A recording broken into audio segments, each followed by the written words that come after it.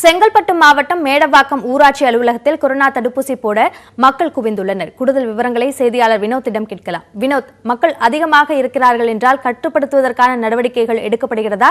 இவர்கள் அனைவருமே கோவின் செயலில் பதிவு செய்துவிட்டு தான் வந்திருக்கிறார்களா?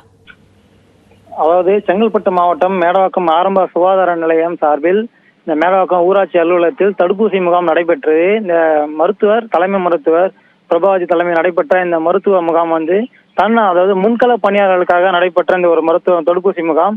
இந்த பகுதியில் தடுப்பூசி போடுவதாக தகவல் அறிந்த இந்த பகுதி மக்கள் இந்த சம்பவத்துக்கு விரைந்து வந்தனர். இந்த இடத்துக்கு முன்பதிவு செய்தவர்களும் முன்பதிவு செய்யாதவர்களும் இந்த இடத்தில் தடுப்பூசி செலுத்திக் கொள்வதற்காக இங்கு திடீரென குவிந்ததால் இங்கு கூட்டம் அதிகமாக காணப்பட்டது. அது மட்டுமில்லாமல் இங்கு இந்த அதிகம் கூட்டம் வரும் என்பதற்காக முன்னெச்சரிக்கை நடவடிக்கையாக இந்த நிழலில் நிற்பதற்காக எந்த ஒரு ஏற்பாடும் செய்யவில்லை. ஆனால் திடீரென மக்கள் இங்கு அதிகமாக வந்ததால் இந்த பகுதியில் கொளுத்தும் வெயிலில் நீண்ட வரிசையில் நின்று அவர்கள் தடுப்பூசி செலுத்திக் கொள்ளும் ஒரு நிலை இங்கு ஏற்பட்டது.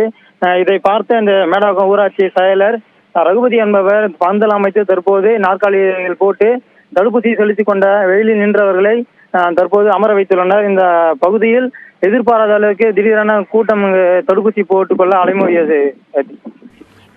கூடியிருக்கிறவர்கள் அனைவருக்கும் தடுப்பூசியை செலுத்துகிறார்களா அல்லது பதிவு செய்ய வேண்டும் என்பது கட்டாயமாக இருக்கிறது என்ற அறிவுறுத்தல்கள் வழங்கப்பட்டு அனுப்பப்படுகிறார்களா? போதிய இருப்பு இருக்கிறதா தடுப்பூசிகள்? நிச்சயமாக போதிய இருப்பு இருப்பதாக மருத்துவர் பிரபாவதி அவர்கள் தெரிவித்தார். இங்கு பதிவு செய்தவர்களும் பதிவு செய்யாதவர்களும் சம்பவ இடத்தில் பதிவு செய்து கொண்டு தடுப்பூசி செலுத்திக் கொள்ள மருத்துவர்கள் அனுமதித்துள்ளனர். தடுப்பூசி செலுத்திக் கொள்வதற்காக ஆர்வமாக வந்த இவர்களை யாரையும் திருப்பி அனுப்பாமல் இவர்கள் செலுத்திக் கொள்வதற்கு போதுமான அளவு இங்கு தடுப்பூசி உள்ளதாகவும் தெரிவித்து அவர்களை தற்போது நிலையில் அமர வைத்து ஒவ்வொருத்தராக தடுப்பூசி செலுத்தி வருகின்றனர். விவரங்களுக்கு நன்றி வினோத்.